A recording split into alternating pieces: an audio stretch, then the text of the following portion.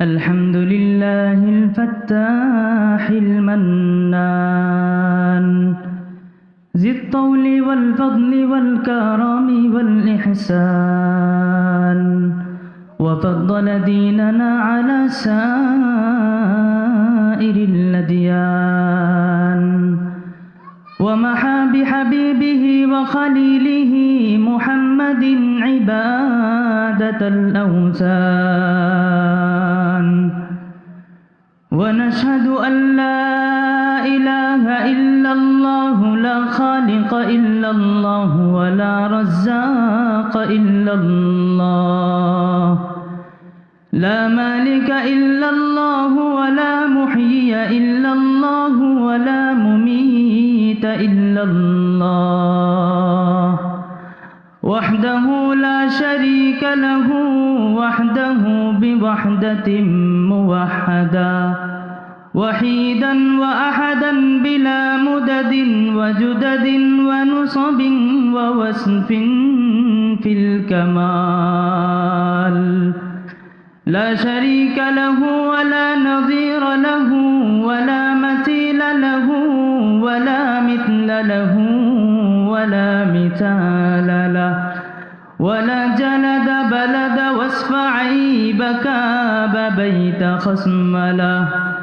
من يشرك في ذاته وصفاته وعاداته وآياته فعليه الخسران والوبال ونشهد أن سيدنا وسندنا وحبيبنا وحبيب ربنا وطبيبنا وطبيب قلوبنا مخدومنا منزومنا معصومنا أجدر الخلق جديرنا أعظم الخلق وأشرف الخلق وأحسن الخلق وأكمل الخلق أعلانا وأتقانا وأزهدنا وأرفقنا ومولانا محمدا عبده ورسوله صلى الله تبارك عليه وعلى آله وأصحابه وبارك وسلم تسليما كثيرا أما بعد فأعوذ بالله من الشيطان الرجيم بسم الله الرحمن الرحيم ورحمتي وسعت كل شيء وقال رسول الله صلى الله عليه وسلم إن رحمتي سبقت غضبي أو كما قال عليه الصلاة والسلام شكرا لله اللهم صل على محمد وعلى آل محمد كما صليت على إبراهيم وعلى آل إبراهيم إنك حميد مجيد اللهم بارك على محمد وعلى آل محمد كما باركت على إبراهيم وعلى آل إبراهيم إنك حميد مجيد سبحانك لا علم لنا إلا ما علمتنا إنك أنت العليم الحكيم سبحانك لا فهم لنا إلا ما فهمتنا إنك أنت الجواد الكريم মহান রব্বুল আলামিনের দরবারে লাখো কোটি শুকরিয়া যে মহান রব্বুল আলামিন আমাকে আপনাকে মজলিসে উপস্থিত হওয়ার তৌফিক দান করেছেন এজন্য সকলে শুকরিয়া দান বলি আলহামদুলিল্লাহ আরো বেশি শুকরিয়ার বিষয় যে মহান রব্বুল আলামিন আমাকে আপনাকে সুস্থ রেখেছেন। আজকে কত মানুষ আছে যারা অসুস্থ, হাসপাতালের বেডে শুয়ে আছে। তো আল্লাহ সুবহানাহু ওয়া তাআলা আমাকে আপনাকে সুস্থ রেখে একটি দ্বীনি মসজিদে বসার তৌফিক দান করেছেন। সুস্থতা অনেক বড় একটি নিয়ামত। বুখারী শরীফের 6412 নম্বর হাদিস, হযরত আব্দুল্লাহ ইবনে আব্বাস রাদিয়াল্লাহু তাআলা আনহু থেকে বর্ণিত, রাসূল সাল্লাল্লাহু আলাইহি ওয়াসাল্লাম বলেন, নি'মাতানি মাগবুনুন ফীহিমা কাসীরুম মিনান নাস, আস-সিহহাতু ওয়াল ফারাগ। দুটো নিয়ামত এমন রয়েছে যে দুটো নিয়ামতের ক্ষেত্রে অধিকাংশ মানুষই ধোঁকা খায়। সেই দুটো নিয়ামত কি? প্রথমটি হচ্ছে আস-সিহহা, সুস্থতা। দ্বিতীয় হচ্ছে আল ফারাগ, অবসর সময়। মানুষ যখন সুস্থ থাকে তখন তার কাছে ইবাদতের কোনো গুরুত্ব থাকে না। ইবাদত করব না, সময় তো আছেই। যখন অসুস্থ হয়ে যায় তখন মনে মনে ভাবতে থাকে, আফসোস করতে থাকে, হায় আমি যদি সুস্থ হতাম তাহলে তো ইবাদতটা করতে পারতাম, আল্লাহকে ডাকতে পারতাম, রবকে ডাকতে পারতাম। কিন্তু অসুস্থ হয়ে গেলে ওই আফসোস করলে কোনো লাভ হবে? এই কারণেই রাসূলুল্লাহ সাল্লাল্লাহু আলাইহি ওয়াসাল্লাম বলেছেন, এই দুইটা নিয়ামতের ক্ষেত্রে অধিকাংশ মানুষই ধোঁকা খায়। এখন তো সুস্থ আছি, ইবাদত পরে করে নেব না, এই চিন্তা মাথায় এনে সে আর ইবাদত করে না, তো ইবাদত তার হাতছাড়া হয়ে যায়। মুস্তাদরাকে হাকিম হাদিসের একটি বিশুদ্ধ গ্রন্থ, ওই হাদিসের কিতাবের 7862 নম্বর হাদিস, হযরত ইবনে আব্বাস রাদিয়াল্লাহু তাআলা আনহু থেকে বর্ণিত, রাসূল সাল্লাল্লাহু আলাইহি ওয়াসাল্লাম বলেন, ইগতানিম খামসান ক্বাবলা খামস। 5টি জিনিস আসার আগে 5টি জিনিসকে মূল্যায়ন করতে শিখো। এর মধ্যে একটি হচ্ছে ওয়াসিহাতাকা ক্বাবলা সাকামিক। তুমি অসুস্থ হওয়ার পূর্বে সুস্থতার মূল্যায়ন করতে শিখো, সুস্থতার কদর করতে শিখো। অসুস্থ হয়ে গেলে পরে আফসোস করলেও, শত আফসোস করলেও কোনো লাভ হবে না। এজন্য আল্লাহ সুবহানাহু ওয়া তাআলা আমাকে আপনাকে সুস্থ রেখেছেন, এজন্য সকলে শুকরিয়া আদান বলি আলহামদুলিল্লাহ। আমি কোরআনুল কারীমের সূরাতুল আরাফের 156 নম্বর আয়াত তিলাওয়াত করেছি এবং বুখারী শরীফের 6000 নম্বর একটি হাদিস পাঠ করেছি। এই আয়াত এবং হাদিস এর বিষয়বস্তুকে সামনে নিয়ে আজকে আলোচনা করব ইনশাআল্লাহ। আল্লাহ সুবহানাহু ওয়া তাআলা ওই আয়াতের মধ্যে বলেন, ওয়া রাহমাতি ওয়াসিআত কুল্লা শাই। আল্লাহ বলতেছেন যে আমার রহমত দুনিয়ার সকল কিছুকে বেষ্টন করে আছে, সব কিছুকে বেষ্টন করে আছে। এত পরিমাণ রহমত। হাদিস শরীফের মধ্যে বুখারী শরীফের 7862 নম্বর হাদিস, ওই হাদিসের মধ্যে রাসূল সাল্লাল্লাহু আলাইহি ওয়াসাল্লাম বলেন, লাম্মা কাদাল্লাহুল খালক কাতাবা ইনদাহু ফাওকা আরশি ইন্না রাহমাতি সাবাকাত গাযাবি। যে আমরা জানি আল্লাহ তাআলার একটা সিফাত হচ্ছে কহার, আল্লাহ খুব রাগান্বিত। আল্লাহ তাআলার একটা সিফাত হচ্ছে রহিম, আল্লাহ খুব দয়ালু, রহমান, খুব দয়াবান। কিন্তু যখন দুনিয়ার সব কিছু সৃষ্টি হয়ে গেছে, সৃষ্টি করার পরে আল্লাহ তাআলা আরশের কাছে সর্বপ্রথম যেই বাণীটি লিখে রেখেছেন সেটা হচ্ছে ইন্না রহমাতি সাবাকাত আলা সাকবাগাত গজবি, যে আমার রহমত, আমার ক্রোধের চেয়ে বেশি আমি রহমত বান্দাকে দেখাই। আমার ক্রোধ, রহমত, দয়া দুটোটাই সমান, কিন্তু আমি ক্রোধ বান্দাকে দেখাই না, দেখাই হচ্ছে রহমত। বুখারী শরীফের 6000 নম্বর হাদিস, হযরত আবু হুরায়রা রাদিয়াল্লাহু তাআলা আনহু থেকে বর্ণিত, রাসূল সাল্লাল্লাহু আলাইহি ওয়াসাল্লাম বলেন, জাআলাল্লাহু রাহমাতা মিআতা জুজইন। আল্লাহ তাআলার রহমতকে 100 ভাগ করেছেন। ফাআমসাকা ইনদাহু 99 জুজআন। এই 100 ভাগের মধ্যে 99টা ভাগ আল্লাহ তাআলা নিজের কাছে রেখে দিয়েছেন। ওয়া আনজালা ফিল আরদি জুজআন ওয়াহিদা। আর দুনিয়ার যত মানুষ আছে, যত জীব জন্তু আছে, যত প্রাণী আছে, সকল প্রাণীর কাছে একটা অংশ রহমত দিয়ে দিয়েছেন। ফামিন যালিকাল জুজই ইয়াতারাহামুল খালক। এই একটা দয়ার কারণেই একজন আরেকজনের জন্য মারা যাচ্ছে। সন্তান মা বাবার জন্য জান দিয়ে দেয়, মা বাবা সন্তানের জন্য জান দিয়ে দেয়, এই যে এক ভাগ রহমতের জন্য। তাহলে বোঝা গেল আল্লাহ তাআলার রহমত কত বেশি। আমাদের জীবনের শুরু থেকে শেষ পর্যন্ত আল্লাহ তাআলার রহমত দ্বারা আমরা বেষ্টিত। একটা পুকুরের মধ্যে যদি কোনো মাছ থাকে, তার চতুর্দিকে শুধু পানি আর পানি থাকে, ঠিক তেমনইভাবে আমাদের চতুর্দিকে শুধু রহমত আর রহমত। এই রহমতের নিয়ামত আমরা গুণে শেষ করতে পারবো না। আল্লাহ তাআলা বলেন, ওয়া ইন তাউদ্দু নি'মাতাল্লাহি লা তুহসুহা, তোমরা যদি আমার নিয়ামত গণনা করতে চাও, নিয়ামত গুণেও শেষ করতে পারবে না। শুকরিয়া আদায় করে শেষ করতে পারবে? সারা জীবন যদি শুকরিয়া আদায় করি, আল্লাহ তাআলার একটা নিয়ামতের শুকরিয়া আদায় হবে না। আল্লাহ সুবহানাহু ওয়া তাআলা বলেন, কুল লাউ কানাল বাহরু মিদাদাল লিকালিমাতি রাব্বি লানাফিদাল বাহরু ক্বাবলা আন তানফাদা কালিমাতু রাব্বি ওয়ালাউ জিনা বিমিথলিহি মাদাদা।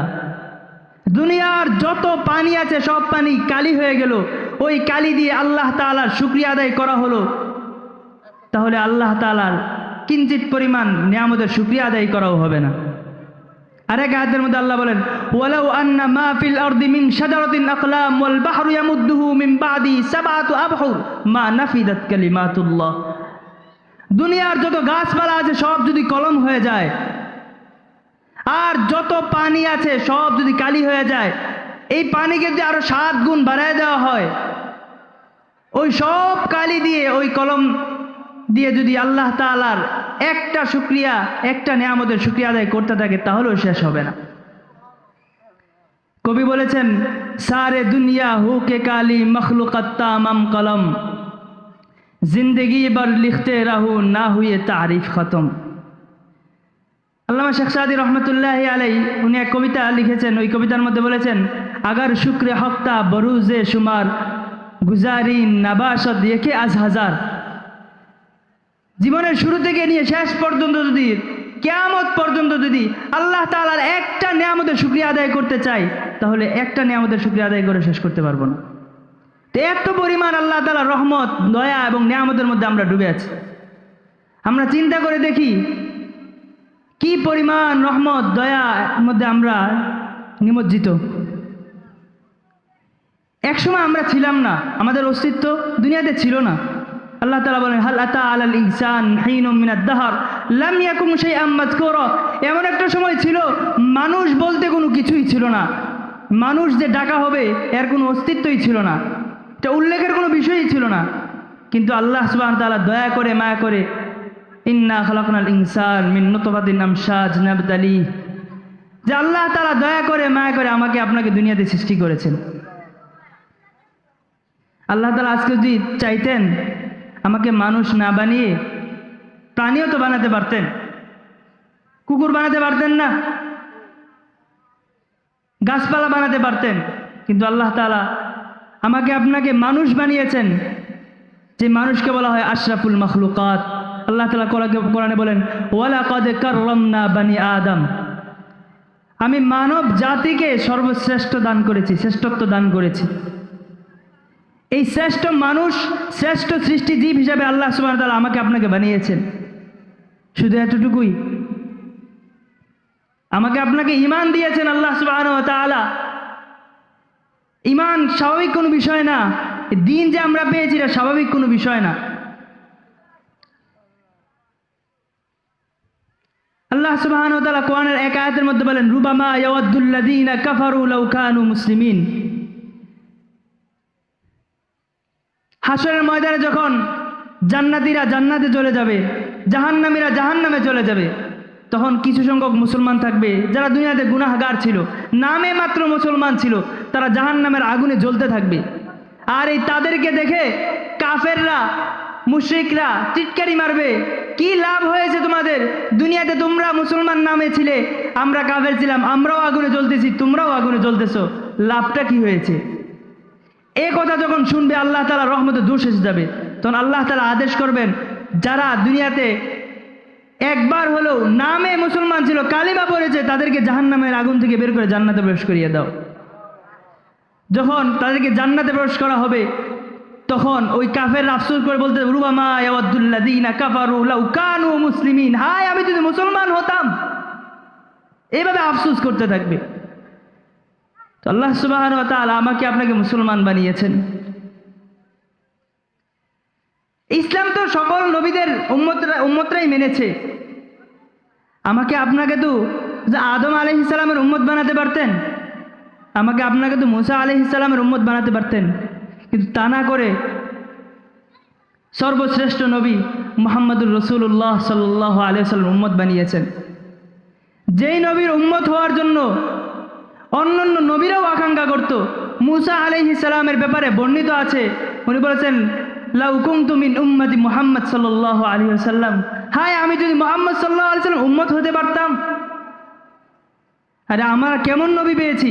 আল্লাহ সুবহানাহু ওয়া তাআলা বলেন, লাকাদ মান্নাল্লাহু আলাল মুমিনিন, আল্লাহ মুমিনদের প্রতি বড় ইহসান এবং দয়া করেছেন। ইয বা'আথা ফীহিম রাসূলা, তাদের কাছে একজন নবী প্রেরণ করেছেন, তিনি হলেন মুহাম্মদুর রাসূলুল্লাহ সাল্লাল্লাহু আলাইহি ওয়াসাল্লাম। তিনি কেমন নবী? যে নবী সমস্ত নবীদের চেয়ে সর্বশ্রেষ্ঠ নবী। আল্লাহ তাআলা কোরআনের মধ্যে জায়গায় জায়গায় আমাদের নবী সাল্লাল্লাহু আলাইহি ওয়াসাল্লামের গুণাগুণ বর্ণনা করেছেন। কোন নবীর অঙ্গের ব্যাপারে আল্লাহ তাআলা কোরআনে কথা বলেন নাই, না আমাদের নবীর বিভিন্ন অঙ্গের ব্যাপারে আল্লাহ তাআলা কোরআনে বর্ণনা করেছেন। আল্লাহ তাআলা আমাদের নবীর চেহারার কথা বলেছেন, কদ নারা তাকাল্লুবা ওয়াজহিক, নবীজির চেহারার কথা কোরআনে উল্লেখ করেছেন। নবীজির চোখের কথা কোরআনে উল্লেখ করেছেন, ওয়ালা তামুদ্দান্না আইনাইক। নবীজির হাতের কথা উল্লেখ করেছেন, লা তাজআল ইয়াদাকা। নবীজির ঘাড়ের কথা কোরআনে উল্লেখ করেছেন, উনুকিক। নবীজির বুকের কথা উল্লেখ করেছেন, আলাম নাশরাহ লাকা সাদরাক। নবীজির পিঠের কথা কোরআনে উল্লেখ করেছেন, আল্লাযী আনকাযা যাহরাক। নবীজির জিহ্বা, নবীজির কলব, অনেক অঙ্গ প্রত্যঙ্গের কথা আল্লাহ তাআলা কোরআনে উল্লেখ করেছেন। আর নবীদের চরিত্র ব্যাপারে তো সুস্পষ্ট ঘোষণায় দিয়েছেন, ওয়া ইন্নাকা লাআলা খুলুকিন আযীম, সর্বোত্তম চরিত্রের অধিকারী তিনি। হযরত আয়েশা রাদিয়াল্লাহু তাআলা আনহাকে জিজ্ঞাসা করা হলো যে আমাদের নবীর চরিত্র কেমন ছিল, নবীজি কেমন ছিলেন? উনি বললেন, ওয়া কানা খুলুকুহু আল কোরআন, নবীর চরিত্র তো হচ্ছে কোরআন। হযরত মুসা আলাইহিস সালাম আল্লাহর কাছে দোয়া চেয়েছেন, রব্বি ইশরাহ লি সাদরি, হে আল্লাহ আমার বক্ষকে উন্মোচিত করে দেন।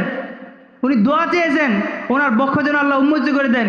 কিন্তু আমাদের নবীর ব্যাপারে আল্লাহ কি করেছেন, আলাম নাশরাহ লাকা সাদরাক, হে নবী আমি কি আপনার বক্ষ উন্মোচিত করে দেইনি? উনি দোয়া করেছেন, আর আমার নবী দোয়া ছাড়াই আমার নবীকে দিয়েছেন। হযরত আদম আলাইহিস সালাম ভুলে গেছেন, আমাদের নবীর ব্যাপারে বলছে আপনি ভুলে যান না, আপনাকে মুখস্থ করিয়ে দেওয়ার দায়িত্ব আমি আল্লাহ। আমার নবীর ব্যাপারে আল্লাহ সুবহানাহু ওয়া তাআলা বলেছেন, ওয়ামা আরসালনাকা ইল্লা রাহমাতাল লিল আলামিন, যে নবী আমি আপনাকে জগৎ সমূহের জন্য রহমত স্বরূপ প্রেরণ করেছি। আমরা এমন নবী পেয়েছি। এই আয়াতের মধ্যে আল্লাহ বলেছেন জগৎ সমূহের জন্য রহমত। জগৎ কয়টি? জগৎ হতে চারটি। একটা হচ্ছে আলমে আরওয়াহ, রুহের জগৎ। 2 নম্বর আলমে দুনিয়া, দুনিয়ার জগৎ। 3 নম্বর আলমে বারজাখ, কবরের জগৎ। 4 নম্বর আলমে আখিরাত, আখিরাতের জগৎ। তো আল্লাহ তাআলা বলছেন প্রত্যেকটা জগতে হে নবী আপনাকে রহমত স্বরূপ প্রেরণ করেছি। তো রুহের জগতে আমাদের নবী কিভাবে রহমত হলে? আল্লাহ তাআলা যখন রুহের জগতে সমস্ত রূহকে একসাথে জমা করেছেন, একসাথে জমা করার পরে সবার কাছে একটি প্রশ্ন ছুড়ে দিয়েছেন আল্লাহ তাআলা, আলাস্তু বিরব্বিকুম, আমি কি তোমাদের রব নই? তখন কোন রূহ সাহস করতে পারে নাই যে এই কথার জবাব দিবে। তো সুনানে কুবরা আলিল বাইহাকির মধ্যে এসেছে যে আমার নবী মুহাম্মদ সাল্লাল্লাহু আলাইহি সাল্লাম বর্ণনা করেছেন, ফাকুনতু আনা আউয়ালুন নাবিয়্যিন ক্বালা বালা, আমি ওই ব্যক্তি, আমি সর্বপ্রথম আল্লাহ তাআলার ওই প্রশ্নের জবাব দিয়েছি, বালা অবশ্যই আপনি আমাদের রব। আমাদের নবী সাল্লাল্লাহু আলাইহি সাল্লাম যখন এই জবাব দিয়েছেন, নবীর দেখা দেখি সমস্ত রূহ একসাথে জবাব দিয়েছে, বালা আপনি আমাদের রব। আজকে যদি আমার নবী ওই সময় যদি জবাব না দিতেন তাহলে আমরা কেউ জবাব দিতে পারবো না। তাহলে বোঝা গেল রুহের জগতেও আমাদের নবী আমাদের জন্য রহমত, দুনিয়ার জগতেও আমাদের নবী আমাদের জন্য রহমত। আমরা চিন্তা করে দেখি, বিশ্বনবী সাল্লাল্লাহু আলাইহি ওয়াসাল্লাম যখন এই পৃথিবীতে আগমন করলেন তখন পৃথিবীর অবস্থা কেমন ছিল? ঘোর অন্ধকারে নিমজ্জিত ছিল, যেটাকে আইয়ামে জাহিলিয়াত বলা হয়। একদম অন্ধকার যুগ, বর্বর যুগ। নিজের কন্যা সন্তানকে জ্যান্ত পুঁতে ফেলতেও তারা কুণ্ঠাবোধ করতো না। ঠুনকু থেকে ঠুনকু বিষয় নিয়েও তারা বছরের পর বছর ঝগড়ার মধ্যে লিপ্ত থাকতো, যুদ্ধে লিপ্ত থাকতো। এত মারাত্মক একটা জাতি ছিল তারা। ওই সময় আমার নবী সাল্লাল্লাহু আলাইহি সাল্লাম আসলেন। আসার পরে এমনভাবে মেহনত করলেন যে পুরা মানুষ সবাই সোনার মানুষ হয়ে গেছে। পৃথিবীর সিস্টেমটাকে একদম পরিবর্তন করে দিয়েছে। আজকে যদি আমার নবী না আসতো তাহলে পৃথিবীটা ওই ঘোরতম অন্ধকারের মধ্যেই নিমজ্জিত থাকতো। এখন আমরাও সেই বর্বর জাতিই থাকতাম। আমার নবী কেমন রহমত দুনিয়ার জীবনে, সকলের জন্য রহমত। নারীদের কোনো সম্মানই ছিল না, ওই সময় কোনো সম্মান ছিল না। নারীদেরকে ময়লা মনে করা হতো। আর আমার নবী এসে নারীদেরকে একদম আকাশে উঠিয়ে দিয়েছেন। আল জান্নাতু তাহতা আকদামিল উম্মাহাত, মেয়েদের পদতলে সন্তানের বেহেশত ঘোষণা দিয়ে দিয়েছেন। ওয়ালাহুন্না মিথলুল্লাযী আলাইহিন্না বিল মারুফ, ঘোষণা দিয়ে দিয়েছেন পুরুষদের যেমন অধিকার রয়েছে নারীদেরও অধিকার আছে। বিদায় হজের বাণীতে ঘোষণা দিয়ে দিয়েছেন পুরুষ তোমাদের যেমন অধিকার আছে নারীদের উপর, নারীদেরও তোমাদের উপর অধিকার রয়েছে। নারীদেরকে সম্মানিত করে দিয়েছেন, সকল শ্রেণীর মানুষকে সম্মান দিয়েছেন। আর কোরআনে ঘোষণা এসেছে ওমা কানাল্লাহু লিউআযিবাহুম ওয়া আনতা ফীহিম ওমা কানা মুআযিবাহুম ওয়া হুম ইস্তাগফিরুন। আমাদের জন্য কত বড় দয়া যে আল্লাহ তাআলা অন্যান্য নবীর উম্মতদেরকে ধ্বংস করে দিয়েছেন, তো আমার নবীর উম্মতকে ধ্বংস করে দিবেন না। কোরআনে এসেছে ওমা কানাল্লাহু লিউআযিবাহুম ওয়া আনতা ফীহিম, আপনি আছেন আর আপনার উম্মতকে আমি ধ্বংস করে দিই, এটা হতেই পারে না। তাহলে দুনিয়ার জগতেও বিশ্বনবী সাল্লাল্লাহু আলাইহি সাল্লাম আমাদের জন্য রহমত, আখিরাতের জগতেও বিশ্বনবী সাল্লাল্লাহু আলাইহি সাল্লাম আমাদের জন্য রহমত। কবরের জগতে, বরজখের জগতেও তিনি আমাদের জন্য রহমত। আমরা সকলেই জানি যখন আমাদেরকে কবরে রাখা হবে তখন দুইজন ফেরেশতা আসবে সওয়াল জবাব করার জন্য। সুনানে আবু দাউদ কিতাবের 4753 নম্বর হাদিস, হযরত বারা ইবনে আযাব রাদিয়াল্লাহু তাআলা আনহু বলেন, হাদিস লম্বা এক হাদিস। ওই হাদিসের মধ্যে এসেছে যখন কোনো মুমিন বান্দাকে ওই কবরের মধ্যে রাখা হবে তখন দুইজন ফেরেশতা আসবে, ফায়াজুল লিসানিহি, তাকে দুইজন ফেরেশতা এসে তাকে বসাবে, তাকে বসিয়ে কয়েকটা প্রশ্ন করবে। প্রথম প্রশ্ন হচ্ছে মার রব্বুক, তোমার রবকে? তখন সে মুমিন বান্দা জবাব দিয়ে রব্বি আল্লাহ, আমার রব হচ্ছেন আল্লাহ। দ্বিতীয়বার প্রশ্ন করবে ওয়ামা দীনুক, তোমার ধর্ম কি? সে সাথে জবাব দিয়ে দীন আল ইসলাম, আমার ধর্ম হচ্ছে ইসলাম। 3 নম্বর প্রশ্ন করবে ওয়ামা হাদার রাজুলুল্লাযী বুইসা ফীকুম, ওই যে লোকটা দেখছো, যে লোককে তোমাদের কাছে প্রেরণ করা হয়েছিল, এই লোকটা কে? তারা জবাব দিল হাদা রাসূলুল্লাহ সাল্লাল্লাহু আলাইহি ওয়াসাল্লাম, তিনি হচ্ছেন আমাদের রাসূল মুহাম্মদ সাল্লাল্লাহু আলাইহি ওয়াসাল্লাম। যখন মুমিন বান্দা জবাব দিয়ে দিবে তখন আল্লাহ সুবহানাহু ওয়া তাআলা ফায়ুনাদি মুনাদি মিনাস সামা, একটা ঘোষণা আসবে আলবিসুহু মিনাল জান্নাহ আফরিশুহু মিনাল জান্নাহ ওয়াফতাহু লাহু বাবান ইলাল জান্নাহ, তাকে জান্নাতি পোশাক পরিধান করিয়ে দাও, জান্নাতি বিছানা বিছিয়ে দাও, আর জান্নাতের দিকে একটা জানালা করে দাও, সে যেন জান্নাতের সুঘ্রাণ, জান্নাতের নাজ নেয়ামত এই কবরে থেকে ভোগ করতে পারে। কিন্তু বিপরীতে যখন কোনো কাফের বান্দাকে প্রশ্ন করবে মার রব্বুক, তোমার রবকে? সে জবাব দিবে হা হা লা আদরি, হায় হায় আমি তো কিছুই জানি না। দ্বিতীয় প্রশ্ন করবে ওমা দীনুক, তোমার ধর্ম কি? সে বলবে হা হা লা আদরি, হায় আমি তো কিছুই জানি না। তৃতীয় প্রশ্ন করবে ওয়ামা হাদার রাজুলুল্লাযী বুইসা ফীকুম, এই যে লোকটা দেখছো, এই লোকটা কে যাকে তোমাদের কাছে প্রেরণ করা হয়েছিল? সে বলবে হা হা লা আদরি, হায় আমি তো কিছুই জানি না। তখন ফায়ুনাদি মুনাদি মিনাস সামা, আকাশ থেকে ঘোষণা আসবে আফরিশুহু মিনান নার ওয়া আলবিসুহু মিনান নার ওয়াফতাহু লাহু বাবান ইলান নার, তাকে জাহান্নামের পোশাক পরিধান করিয়ে দাও, তাকে জাহান্নামের বিছানা বিছিয়ে দাও, আর জাহান্নামের দিকে একটা জানালা করে দাও, সে যেন জাহান্নামের আযাব এখানে থেকে ভোগ করতে পারে। এমনকি এরপরে আসছে, এরপর তার কাছে একজন ফেরেশতা নিযুক্ত করা হবে, যেই ফেরেশতার কাছে থাকবে মিরজাবাতুন মিন হাদিদ, লোহার একটি হাতুড়ি থাকবে, কঠিন এক হাতুড়ি। হাদিসের মধ্যে এসেছে এই হাতুড়ি যদি পাহাড়ের মধ্যে আঘাত করা হয়, এই পাহাড় একদম গুঁড়া গুঁড়া হয়ে যাবে। ওই হাতুড়ি দিয়ে ওই ফেরেশতা তাকে পিটাতে থাকবে।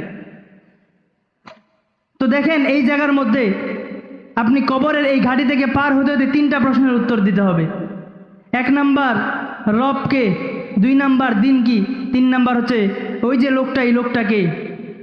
তাহলে আপনি যদি মুহাম্মদ সাল্লাল্লাহু আলাইহি সাল্লামকে না জানেন, জব না দেন, তাহলে এই কবর থেকে পার হতে পারবেন না। তাহলে কবরের জগতে মুহাম্মদ সাল্লাল্লাহু আলাইহি সাল্লাম আমাদের জন্য রহমত, আখিরাতের জগতেও মুহাম্মদ সাল্লাল্লাহু আলাইহি সাল্লাম আমাদের জন্য রহমত।